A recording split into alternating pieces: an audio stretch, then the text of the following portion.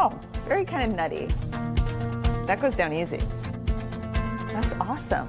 Okay, how many more? 15 more to go? No, I'm kidding. LeAnn Darland and Tara Hankinson are brewing something special. We wanted to create a place that is approachable and inclusive and creates beautiful experiences around beer. They're the co-founders of TALEA Beer Co, the first exclusively women-owned and operated brewery and taproom in New York City, which opened its doors in March 2021. I think of going to a brewery with my husband. I don't think of going to a brewery with my girlfriends, and you've turned it on its head. Before we even met, we identified a need. LeAnn was living in San Francisco, and no one wanted to go to the breweries with her. Everyone wanted to go to the wineries because wineries are beautiful, and I felt the same way that that type of experience didn't exist in beer, and that a lot of beer companies just weren't speaking to me as a female consumer. Both avid home brewers, LeAnn and Tara, met in 2018 while working as the only female managers at a beer e-commerce startup. We were the only two in leadership at that point. Which says a lot. Out of 9,000 breweries in the U.S., less than 3% are owned only by women.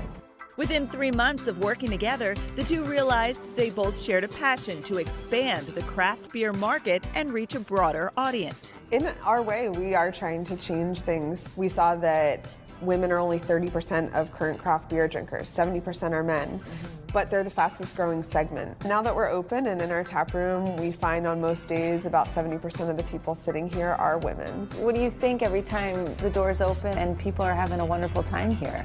It's still a little surreal, like, just to hear people say, I didn't like beer before I tried yours. It never gets old.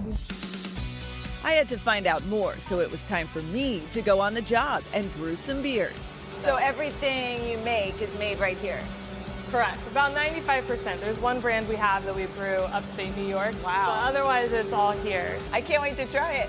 And I guess since that all happens here, I can actually see how it's done? You can do it yourself. On today's brew schedule, TALEA's Al Dente Pilsner. Here we go.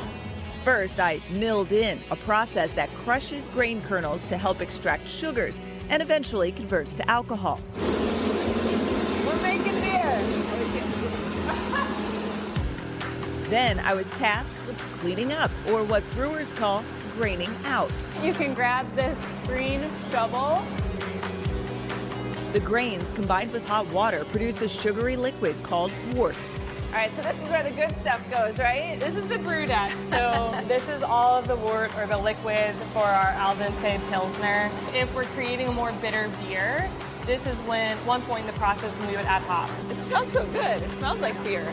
So this is just the sugary water called wort. Oh, it is sweet. Yeah.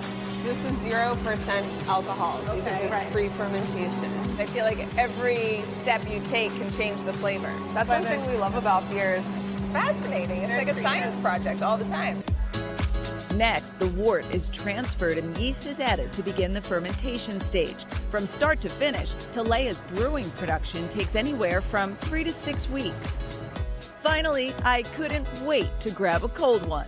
Well, this was a blast. Thank you so much. I've learned everything I need to know about brewing beers. So. Yeah, cheers. Thank you.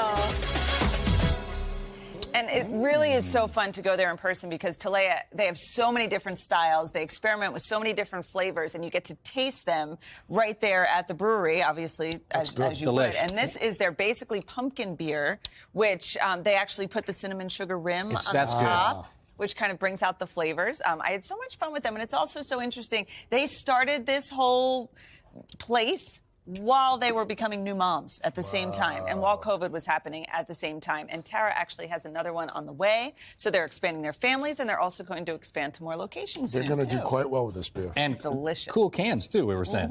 Really Especially the West Coast IPA. I love the West Coast IPA. Of course you do. There we go.